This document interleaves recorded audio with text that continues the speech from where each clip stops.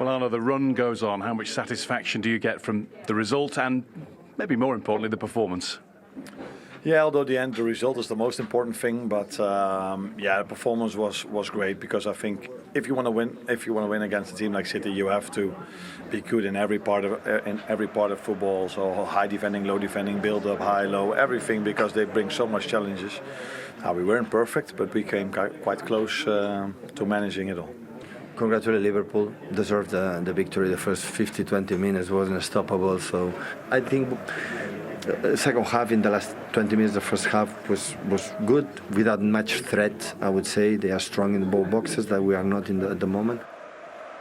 6 goals in your last 7 games. How is life? Life is good. We're winning games as a team, so yeah, it feels good. But yeah, everybody knows the season is not over yet, so we have to stay focused. 34 points from 13 games. It's a joint Premier League record for a new manager in the competition with Gus Hiddink. Yeah, absolutely. How are you staying so cool and calm throughout it all? You never seem to change your demeanour, no matter. No, that's what I'm trying. You have to be calm and collected and see what happens after every result. Just analyse and not get carried away too much with a win or with a loss. I have to find the solution to be stable, to don't be solid behind, especially, and in the right moment, and suffer together. But so what can I say? These players give me the chance to live maybe the best years of my life, and in the right moment, the club will take the decision what is needed, to this club continue to be there. And felt very comfortable for Liverpool, didn't it? That's because it was. I think that it was from the very first minute to the last minute. I never ever thought anything other than 3 points for Liverpool. Man City might have came into it in terms of possession-wise a little bit more in the second half, but they had nothing in terms of creativity. And Liverpool were as good as perfect in almost every position. They were absolutely outstanding. So yeah, it was a great day for Liverpool. They just opened City up, and it's alarming on the turnover how easy City are to play through. They had one pass there which took 3 out of the game. The second pass then takes another 2 out, and all of a sudden you're 4v3, and within 2 or 3 passes you're in the final third and you're creating chances. So there were several warnings for Manchester City. We knew it was going to be a tough game, but then just have a look at Kyle Walker where he's off here. Haaland's got control of the ball, OK, and then Liverpool press really well, but Walker's now out of the game and he can't get back. And all of a sudden, same thing again, they win the ball, and then he should do better and should get his shot away earlier. They had warnings, but then, David, they were punished. Yeah, they were. And, in the past we've seen Man City been much higher defensively, but probably results have affected them a little bit, confidence-wise as well. But I'm disappointed that Akanji here doesn't get out much quicker to Salah. Certainly engage him outside the box if you can. Allow Salah to pick it up, run at him. And actually, the next part now, I'm really hoping that my teammate bails me out, and I actually think that Ake should stop the cross going across the goal. He really does, and it's his job to stop the ball going through there. And it's an excellent pass by Salah, but I'd be disappointed if Ake not stopping that ball going through, which gives him the first goal. But even here, and we've been used to seeing City playing out, but the difference for me was Akanji going into midfield, and just Ake and Diaz and the distance between them. Liverpool, as we all know, have been a really good pressing team for the last few years, but certainly under Arne as well. Just now they're doing a great job. But just here it just looks as if there's no real great defensive organisation at the time, and Liverpool miss a great chance to go get another goal.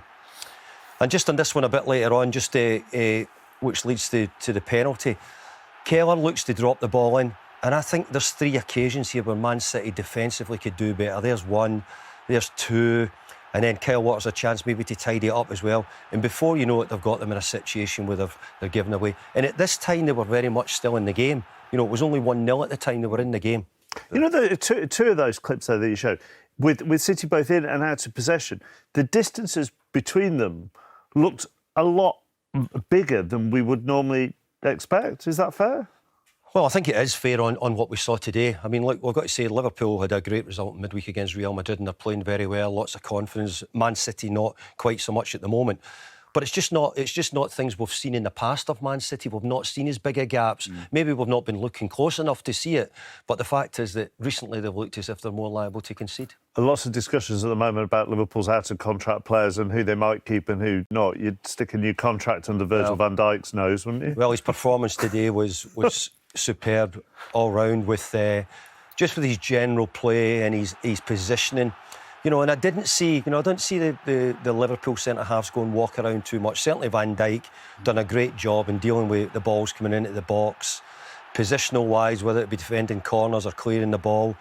We all know that his strengths are so good, but I thought today, when he was needed, he came up trumps. They never hit the ball in behind very often, Man City. I didn't think they didn't play behind, but when they did, Van Dijk's covering was excellent. And even here, it looked simple to clear it as a central defender. But the important thing was that he was in the right place at the right time as well. And, all round his performance was excellent. He comes across here, reads the danger, blocks once again. And his performance was excellent. And this was his only blip in the whole game. And it would have just given Man City an opportunity to get back into the game. But Keller, who's been excellent for them, came up trumps with a save. That was your position. That was what you play as a player. Yeah. So when you look at him, what impresses you the most? Is it his reading of the game? Well, he's a brilliant reader of the game all round. He's a top centre-half and everybody's aware of that. But for me, it's the basics, that he's winning his headers, what he should do. He fought Haaland throughout the game. It made Haaland look as if he had very little opportunities in the game. Defended the box when he needed to do so. Played high when he needed to do so as well. And actually, we missed him. He had a couple of really good headed goal chances himself today. Hit the post from a header and another one he probably should have scored of. So he was a huge sort of help in both boxes today. And for all of his defensive brilliance today, City were blunt going forward as well. Yeah, they didn't offer anything. It's not just defensively they're having one or two problems all. It's actually going forward. This was a constant, other than the ones that David's just shown, with Haaland running in behind, everything basically was Man City players coming to the game and not turning the Liverpool players anywhere near enough, which made it really a comfortable afternoon for them. So they changed it in the second half, and then they bring Doku on to bring something different and to go past players. And when he did that, he just couldn't find that simple pass. That is a simple pass. He goes past Trent and he does the same thing again. But it's alarming, the lack of movement from Savinho and from Haaland. But that ball has to come in and someone has to get on the end of it, because Doku gets into that really, really good position. But look what he does. He checks back, they pass back, he gives then Liverpool players time to go and regroup and get behind the ball. Again, then he gets into a decent position. This time Trent defends him really, really well. Similar thing again. He goes past him, he gets to the byline. But again, there's just no movement. But the ball should come in. It has to come in there, otherwise the forwards stop running. So it's about Man City giving up space in front of their back four. It's also about them not creating enough chances. Haaland's got 12 goals, but in the next to him is Vardiol and Kovacic with 3 each. So and 22 goals in the league. So other players have to start chipping in. Foden hasn't scored in the league. Bernardo Silva hasn't. Grealish hasn't. Gundogan hasn't. So they need more from other players as well. What are you laughing at? I'm laughing because even 20 years after you stop playing, watching a game with you when a winger doesn't put the ball into the box, you still get absolutely fuming. Well, I do. I get really frustrated because a winger's job is part of the job anyway, is to get the ball into the box. They're being brought on to do something different. And he does ever so well getting to the byline and getting to those really dangerous positions. But then why go back? Why try and beat the defender again when you're in such a good position? Right. Calm down. Liverpool now have an unbelievable position that they are in after just 13 games. What a lead they have. Given this is your craft as well, what has impressed you most about Arne Slot so far? How he's taken over from a legend in Jurgen Klopp. Made it look simple, really. I could tell you it's never easy when you're taking over from a great manager, and he's done so. And I think that he's showed real humility, and he's gone about his job very quietly. He's not been shouting about it. And I think the players are responding to the way he's acting as well at the moment. Liverpool have looked a really good team since the start, but recently they've come into really good form. Yeah. And I think live, we're going to be joined by the Liverpool manager, Arne on the back of this 2-0 victory against Manchester City. Very well done. Thank you. Thank you very much indeed for joining us. So, I mean, you've had some week. We'll come to that in a moment. But how did you enjoy that today, and how good a performance from your team was that today? Yeah, I think I've enjoyed two things. First of all, the performance of the team, and second of all, the atmosphere in the stadium. It was something, because wasn't if it? the players were on top of it, I think the fans were on top of it today as well. Yeah, put that into perspective, because even we, who've been coming here for years and years and years, thought that was extra special from the supporters today. Okay. So just how did that feel in the dugout as the manager to feed off?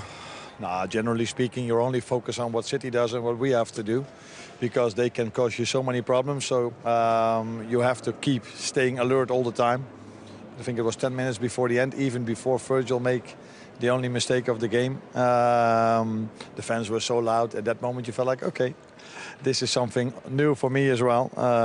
They've been behind us every single game, but this was really massive. But yeah, then Virgil cut me out of it by making a small error. But Cruyff was there to save us. He was. And at the start as well, I mean, obviously you got the goal after 12 minutes, but the way you started today, Arne, I mean, I think front foot's something of an understatement. Yeah, but that probably also has to do with City, who wanted to bring the ball out from back. That's what they always do. That's what they're so good at. So if you want to have any chance of recovering a ball, then you have to be so aggressive. If you're not, they play through you so easily. So the only way to press them high is be aggressive. And that's what we were. I think most part of the game, although the second half we had to defend low as well. Arne, it was an incredible first half, as good as I've seen at Anfield for a long time. In the second half, City had a little bit more possession. Was that a tactic from you to almost sit back and play a little bit more counter-attacking, or is that just because they're a quality team and you had to suffer at certain periods? Yeah, the last thing. So ideally we would have done the same as the first half. But yeah, you face a team that has so much quality, and I think after we made the substitution again, when Darwin came in, we had that same aggression again and maybe the legs again to press them a bit higher. But yeah, it also comes down to the quality of City. It's impossible to keep them away from your 18-yard box for 90 minutes. But it was a good thing to see, if they were in and around the 18-yard box, that we were still there to defend. For me, I just think like, do you think you were a little bit worried because at the start of the game your pressing was incredible and you should have been like so 3-0 really, and then it didn't happen, and 1-0 was, I think, a tough score, and there is a moment where I felt like the energy dropped a little bit. You were a little bit worried in that moment, thinking we have to be careful there. Yeah, you're always happy if you're 1-0 up against City, because that doesn't happen a lot for any team in the world, and also for us not in the last few games. The rain is coming down. But yeah, if you looked at the amount of chances we had, I think 1-0 after whatever period of time wasn't what we deserved. But yeah, there was a lot of confidence in the way we defended as well. So yeah, then again, if we would have scored earlier, the nerves would have probably been a little bit less. But maybe it's also part of this game, because I think everybody enjoyed it till the last minute. Yeah. I'm sorry, I'm just really interested to hear your thoughts. Such an incredible team you've got, you know, Mo Salah, Szoboszlai, these kind of players who can dominate a game like this. But to see Joe Gomez come in, Cruyff Kelleher, if you like, understudies in the squad, but I thought they were incredible today. How do you feel getting to know your team, getting to know your players, your confidence as a squad? How are you feeling in December? People once told me that wearing this is a problem for a manager, but not if he holds it. I know my vacation in life, Arne. Go on, sorry. No, but that is definitely the strength you need to have as a team that wants to compete at different stages. So we play Champions League, we play Premier League. All these games are so tough. So you need to have a full squad of quality players, and that's what we're having. But you probably also saw today that we only have 5 defenders available for 4 positions. That was also the reason why I took Trent off, because he comes back from a hamstring injury to play him 90 and Wednesday again and Saturday again in the Merseyside derby. So we need to rotate also in that position. But it wasn't a surprise for the Liverpool fans, because they saw Joe Gomez playing like this for so many times, and I saw him against Brighton playing like this, and today he was outstanding again. Yeah. And just very quickly, I mean, I know you don't look at the league table after 13 games, but we do. But let's be honest. Could you have dreamt of being 9 points clear at this point? No, first of all, not because they will be up there again as well. And City, I saw them playing today. Okay, they lost today, but I'm 100% sure that they will compete this season again with us, with Arsenal and with Chelsea. So a long way to go, but it's a good position to have. Certainly is. Listen, very well done today. Thank you for joining us. You do realise the amount of stick I'm going to get now for holding a brolly for the Liverpool manager. Thank you. No problem, Arne. Take care. Bye-bye. There we go. Let's put that down there before Michael gives me any more stick. Wally with the brolly. Well, the Wally with the brolly. Right, OK, that's the happy side of the story. The other side is Manchester City's. Let's get some reaction from their dressing room. Here's the goalkeeper, Stefan Ortega. Conceding a lot of goals from when the ball goes out in wide positions into space, and I know you've had a good view of it from the dugout as well. Is that becoming an issue? I don't know. It's just like sometimes you have this run in the last years in this club. They had the opposite, like where we won everything, and now it's the opposite, where we have the negative run. So it's just like keep going, because there's still so much quality in this building. So yeah, just keep going. And Pep turned around to the Liverpool fans and showed them 6 fingers, the 6 trophies, defiance. There's a lot of fight still in that dressing room, Stefan. Yeah, of course, because we are not used to it to lose that many games. And yeah, we will come back for sure. And just finally, 11 points is a lot, isn't it, Liverpool, the distance between you and them? I don't know. We just have to look on ourselves right now and start to win, and then, yeah, just go step by step. Manchester City's worst winless run since 2004. We've gone up in the stakes from the Liverpool manager to Steve McManaman. Of course, he's got a couple of Champions Leagues to go on a slot yet before he reaches your level. What did you make? You were just alongside. What did you make of that today? And the whole atmosphere, the whole ground. Oh yeah, it was magnificent, wasn't it? The fans, the crowd, the noise. I thought the team, Liverpool, were very, very dominant a performances I've seen against Manchester City in a while. Very impressive. Manchester City, on the other hand, I thought they were a little bit naive in the first half, trying to play out from the back and constantly getting caught. And I felt sorry for Erling Haaland. He wasn't really in the game. They didn't knock anything long to him when it wasn't working. But you can't get away from the fact that Liverpool, whoever plays, who's ever in the starting 11, is in wonderful, wonderful form. And, the fans left here very, very happy. You, myself, Michael, we've had this conversation earlier on. You were one. Let's not get too carried away. They've not played anybody yet. When you look at it now... I never said that. No, earlier on. No. You said the big boys are still the big boys are going to come, Arsenal, Chelsea, come Manchester New Year, City. I said, yeah, absolutely. But now they've played them all, and they haven't lost to any of them. They've beaten most of them. Yes.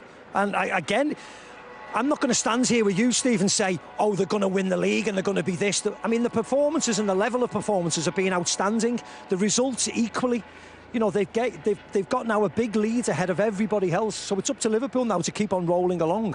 But I'm not going to say they should win the league because of X, Y and Z. I've said before, you have to keep everybody fit. You have to keep everybody hungry. And if they do get a number of injuries to key players, they will struggle. But at this moment in time, they're in such a dominant position. It's fantastic to see.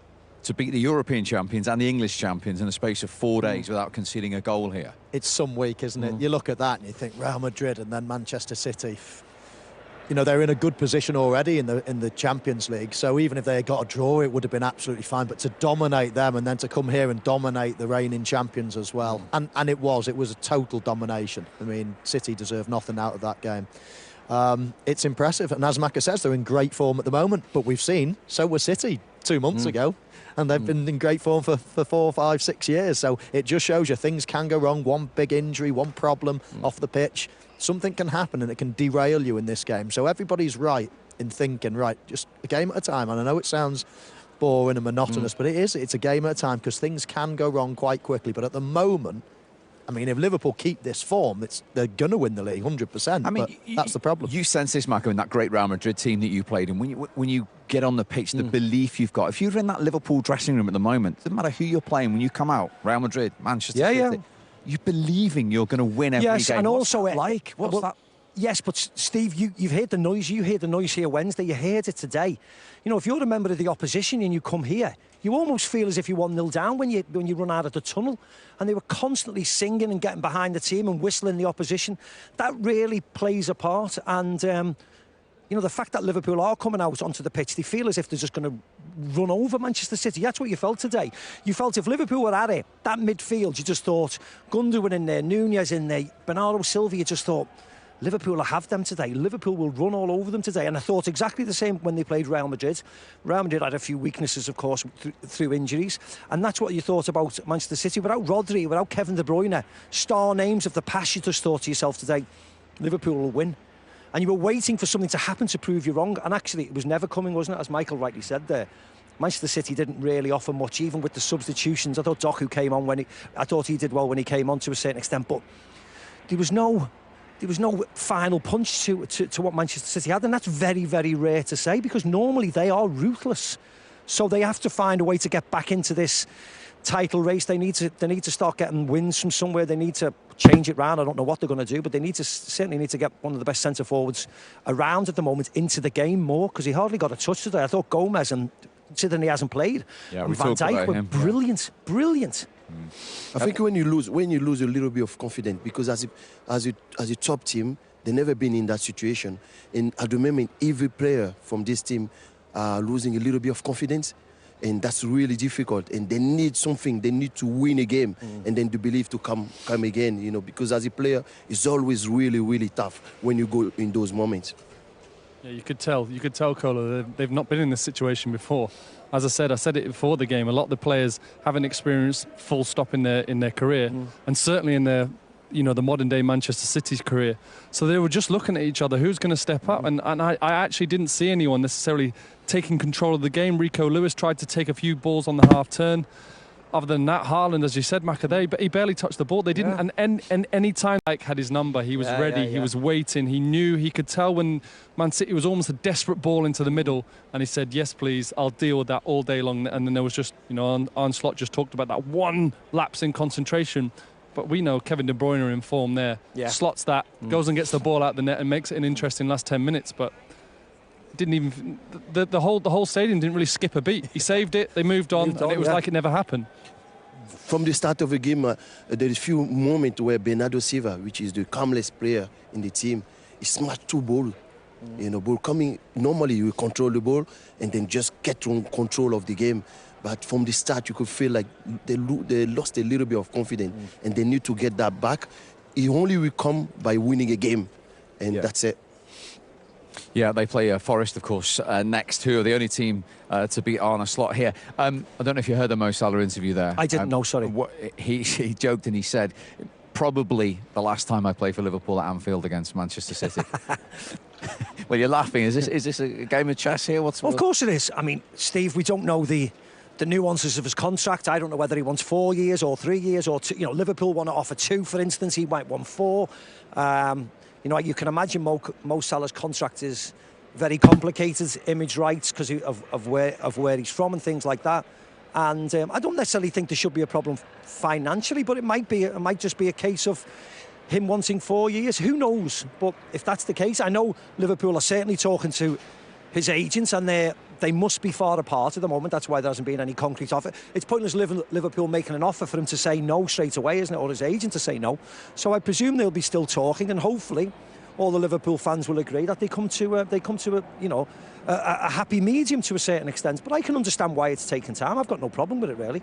I mean, if he wants 10 years and Liverpool say no when he wants 10 years, then it's going to be a no, isn't it? So you have to draw the line somewhere. But we all hope that they come to an agreement.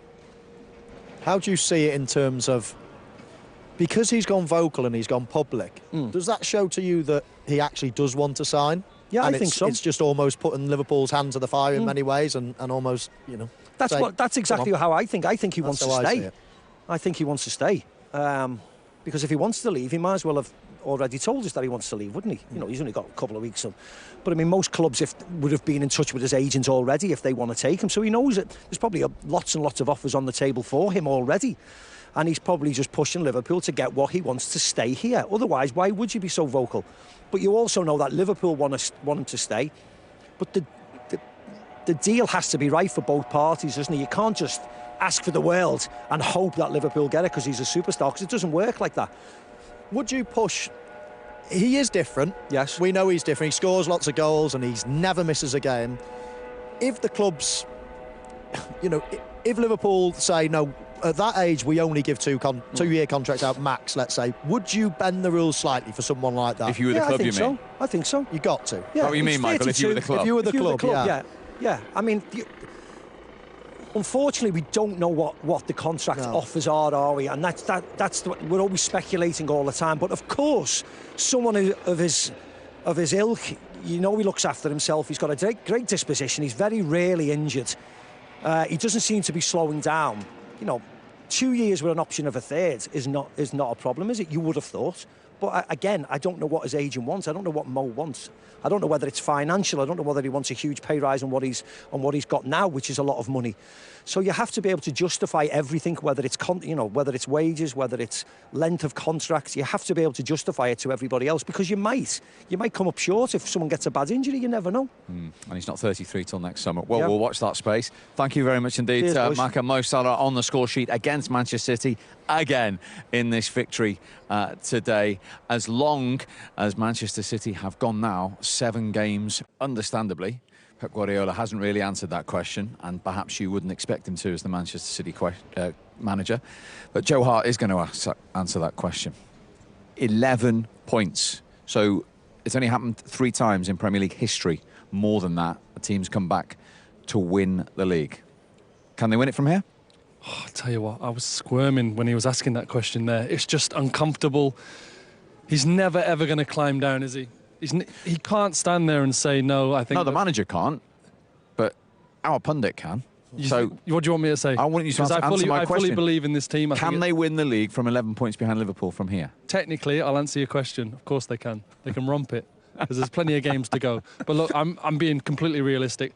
That was impressive today. Really impressive from Liverpool. Top of the league, 11 points clear. Hard to see a gap. We talk about injuries, but I saw injuries in a Liverpool team today. I thought they were brilliant, absolutely brilliant. The players that came in and replaced them, they've got boys to come back in. It's going to be the hardest task possible. But of course they're capable. I know they're capable. We all know they're capable, but something needs to happen really quickly. Colo, you've played for both.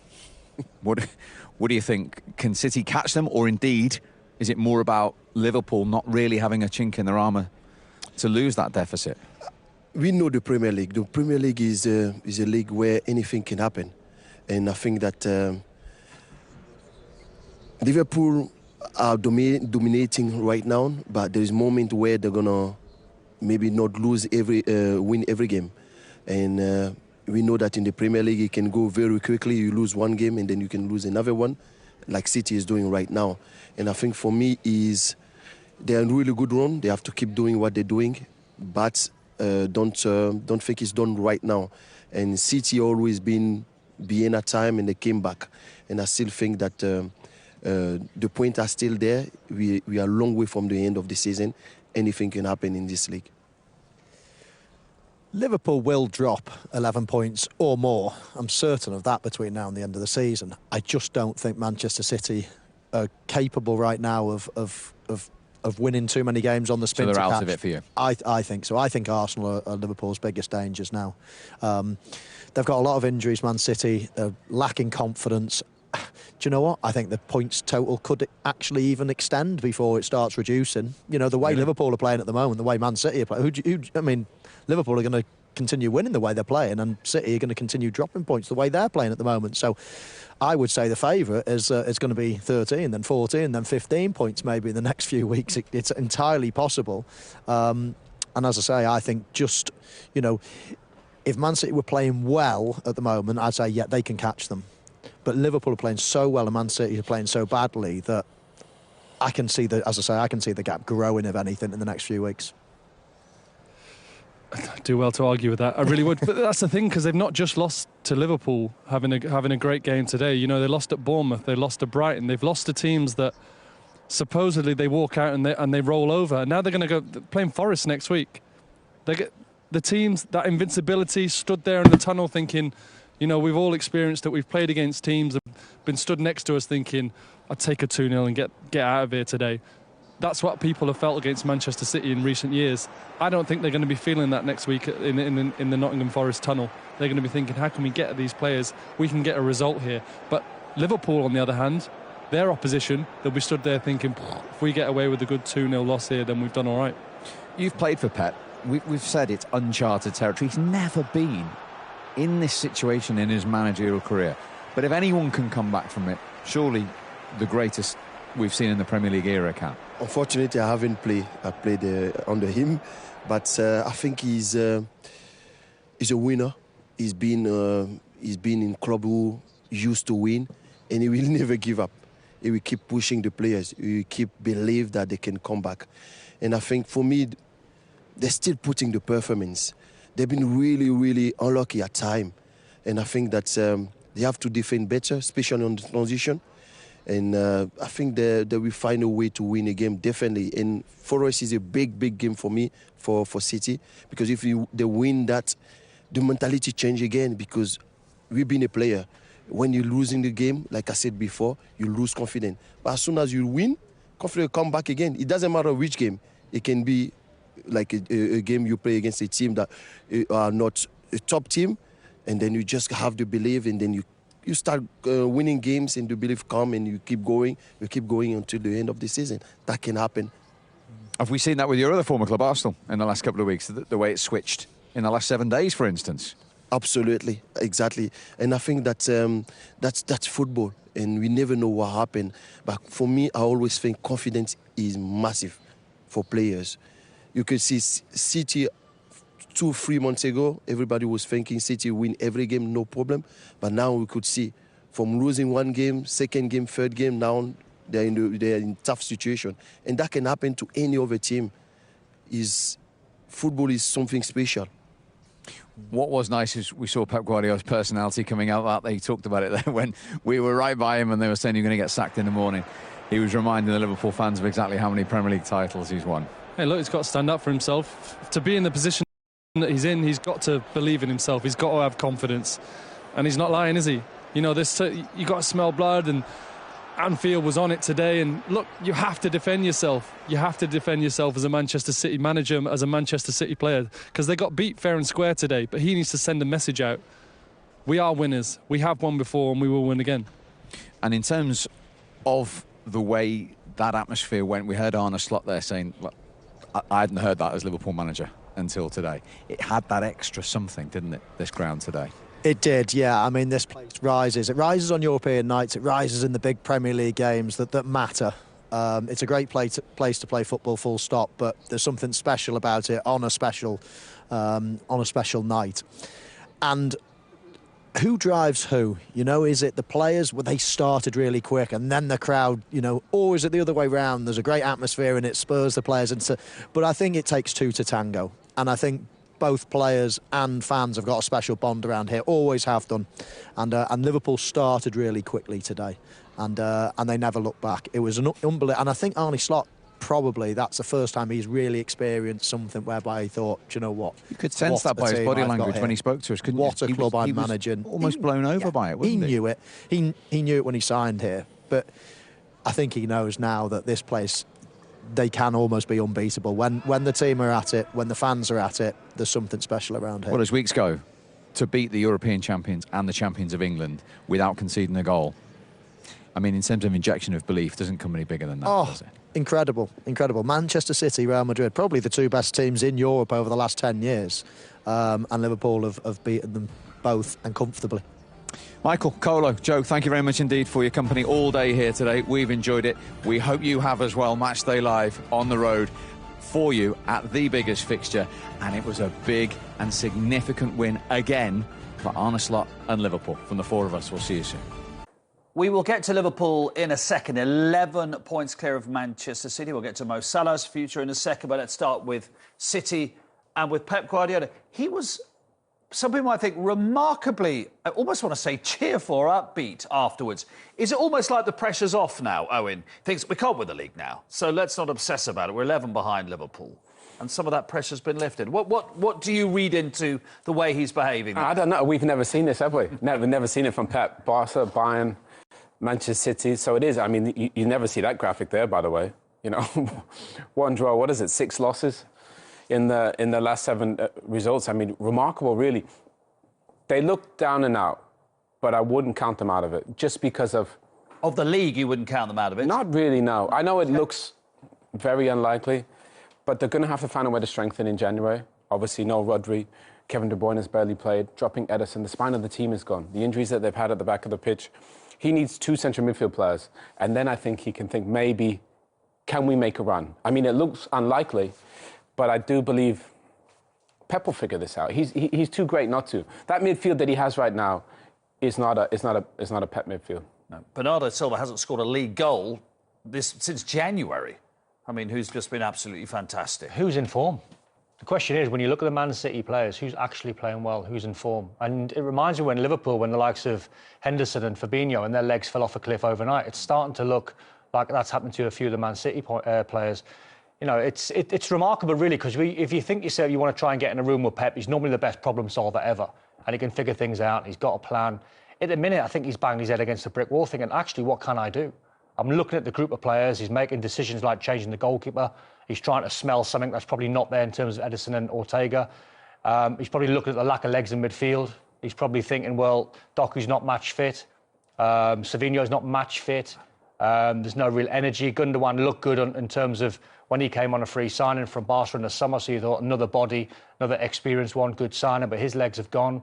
Bernardo Silva, you mentioned, he's not getting around the pitch. He never really could because he had a good football brain, but he's not affecting games anymore. So this smacks of a rebuild to me. And I think that's why probably you saw Pep a little bit cheerful, because I think the pressure is off. You know, you're looking at the Man City side now and you think, how can they mount a challenge? How can they be 11 points behind in the form that they're in? The best version of Man City could, but this is nowhere near the best version of City. Do you think there's anything else tactically, systematically, he could have done today looking at that Guardiola? Or given his injuries, as Don said, did he not actually have really any options, particularly? Well, I think Don makes a good point. I think Pep's the master at kind of finding things. But I think he's trying to find something. Always play Mateus Nunes almost as a left winger. That doesn't really work. He's a central midfield player. And I think when you looked at that team, remarkably, Haaland was the only player that scored a goal this season. But that is extraordinary stat. That is one of the most amazing stats I heard this season. So basically, if you look at the starting 11, you'd say, well, he's the only one that's going to get a goal. Play De Bruyne. I don't know why he's not playing. He's been on the bench. You know, play Doku. Play Savinho. Do you know, they're players that will create. You might lose the game, but they'll give you a better chance of winning the game. I do think confidence is a massive thing in sport. Any sport, football especially. Even these guys, as good as they've been, their confidence is taking a huge hit. And it's really hard to fight back when it's taken a confidence and they don't look like they've been able to address it. No. And they've gone to the well so many times, haven't they? By winning titles, trebles. Well, no, but we'd remind everybody, no one had ever won 4 titles in a row before in England. And a treble. First time ever. A long time. And they won a treble, you know, amongst those 4 as well. It's just coming to a point. It reminds me of the COVID year when Liverpool won the league and they're 11 points behind at the minute. In that season, they went 25 points behind Man City. Yeah. Then they had to have a rebuild. So it looks like this summer, they're going to need some serious bodies. I think that the sale of Alvarez was a very strange one to me, because you're more or less saying to Erling Haaland, you're going to have to play every single Premier League game. You're going to have to play more or less every single Champions League game. And you're going to have to play a lot of minutes without getting injured and without being out of form. Because it's crazy what they've done. And maybe Pep was a little bit too loyal. Maybe the rebuild should have happened in the summer or when they were strong, when they won the treble, maybe.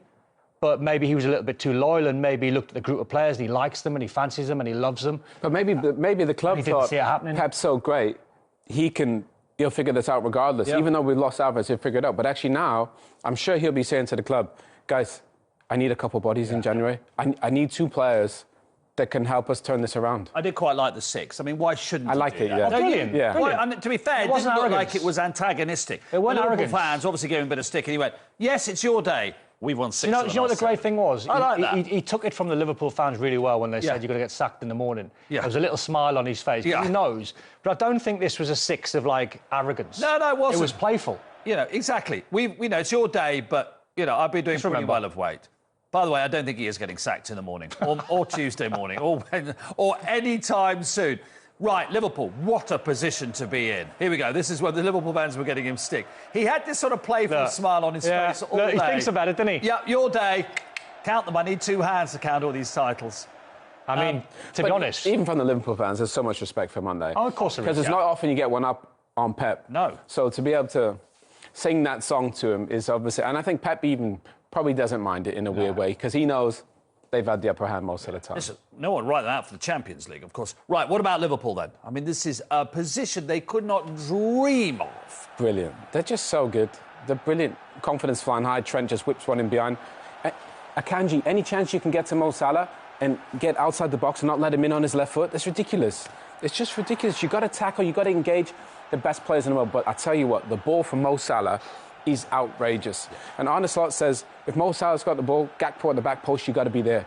And he's there. It's that sort of corridor of uncertainty, isn't it? Put it in there. It's so hard to defend against. But Akanji's got to stop Mo Salah on his left. He cannot cross it with his left. The worst thing you can have as a footballer? Doubt.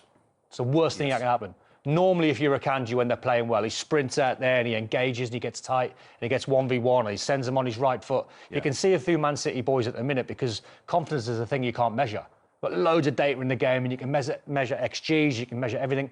Players' confidence you can never measure. And when you've got doubt as a footballer, that's the worst thing you can have. Because you actually take another second to make a decision, don't you, rather than doing it Well, you second guess it and you think, I know what I should do, but I'll get myself goal side. And by then it's too late. I won't get tight, and then Salah's seen the picture and he puts it in. Well, that's the worst thing you can have as a player. Well, then Salah missed a great chance to make it 2-0. Then Liverpool get a penalty. There's no doubt about the penalty. But actually, it does sum up Man City's performance, doesn't it? Because there's just a catalogue of mistakes, Don. Akanji starts it. Poor header. Ruben Diaz. Same as midweek. That's a disaster. Awful. What's he doing there? Kyle Walker's a bit sort of... That's bad touch. Yeah. And then the goalkeeper. I mean, how many mistakes do you want to see in one? 4 we counted, didn't we? 4 in quick succession. That goal sums up Manchester City season. Exactly that. Can I just say from Luis Diaz as well, he played like Firmino did as a false nine today. I thought his touch was good, he was sharp. I mean, Firmino never had the sort of trickery in the legs of Luis Diaz, but he played the position really well. But that goal probably sums Man City's season up, or the last month and a half. As you always say, when you make a mistake, don't exacerbate it by your teammate making another mistake. Salah scores. And we weren't absolutely convinced on, were we, after he shanked that one wide against Real Madrid? Fair play to him for coming back, though. Yes. Taking it. No doubt there. Do you know the takeaway, though, I've had from Liverpool, especially from the Real Madrid game and the game today? It was like watching two different managers in the same 90 minutes. So when Liverpool had the ball against Real Madrid, it wasn't 30-yard expansive passes. It was 5 yards. It was low risk. Tempo was good. When they didn't have the ball, it was like watching a Klopp 11, where they smothered Real Madrid and trampled all over them. They've done that to City for the first half an hour. I mean, how City come away only losing 2-0 is a mystery, because it could have been 5 or 6. What about the Mo Salah interview? He's not exactly hiding his desires or, well, he was not necessarily intentions, but his salary demands, is he? He's basically sitting there with 4 aces, isn't he? Yeah, he is. But why should he? It's the club's fault for letting it get to this point. Of course. He's got all the cards. Look at the goals and assists. Absolute flying. He can talk. It's the 1st of December today. He can talk to a foreign club in a month's time. I like the fact that he's actually embracing it. Do you know, he's actually getting out and talking about it. And obviously it makes it really difficult for Richard Hughes. You can't lose Mo Salah on a free. Do you know you just can't. Do you know what you'd want to say? Do you know what you'd want to say to Liverpool's owners, FSG, Richard Hughes and the sporting directors? What on earth are you waiting for? Liverpool will never be flawless in the Champions League. Now, they're flawless sitting top. They're top of the Premier League by 11 points. What are you waiting for? The statement would be, I know what they want. Apparently what they want is Van Dijk done first before Mo Salah. That's apparently the order that they've got them lined up in. I think they're pretty much accepting that Trent will want to go to Real Madrid and offer something different. He's been there about 17 years. Yeah. He might fancy a change. But if you're Liverpool, what are you waiting for? Because imagine the statement if there was a picture with Mo Salah and Virgil van Dijk sitting there, pen and paper, new contracts. I mean, it's a great position. He could go and win the Premier League. Well, what are you waiting for, Liverpool? And he's the fittest, what, is he 32? Salah, yeah, 32. He's the fittest 32-year-old ever. I don't know what you think, but I've always said this season, I'll stand by it. If you've got the 3 players lined up and there's an order to put them in, I think it's Van Dijk first, because of the leader that he is. Yeah. There's a term in NFL, it's called force multiplier. And what that means is the knock-on effect that Virgil van Dijk has on everyone else. Yes, absolutely. No coincidence that Gravenberch's playing well. No coincidence that Canate alongside him played well. Joe Gomez today. He improves all the players. I'm sure there's enough money in lawyers and sporting directors we can do it at the same time. Yeah. Do Mo and Van Dijk at the same time. Probably. I mean, there are enough of them. But what are you waiting for? Yeah. Get them done. Indumentaria, la Kings Limited Gold Edition, solo hay 50 unidades de todos los equipos y también puede ser vuestra entrando en kingsleague.pro, así que es los datos a tener en cuenta en cuanto a indumentarias. Gran partido, Gonzalo, Gerard, el que tenemos por delante. Ojo, ojo, estilo La Bombonera, estadio de River. Hostia, más minutos de retraso en el inicio, ¿eh? Ya tenemos lío. Lo llamó Edo, dibujando la parábola sobre la banda derecha, donde en el vértice del área aparece Nadir. ¡Nadir para adentro! ¡Gol! De Nadir Lua, que tiene una facilidad pasmosa. Encuentra a Pablo, que balón para Nadir para el segundo. Se zafa de Cócera, es un golazo. ¡Es un golazo! Señoras, señores, bienvenidos al show de Nadir Lua. Pibe. El mejor. Vamos haciendo a ver. espionaje, ¿eh? Vaya mierda dado, pibe. Va, ya te puedes ir a la cúpula a comer, va. Hay que salir Cócera para entregar hacia el centro. Se la regala Coy, le puede pegar Coy para adentro.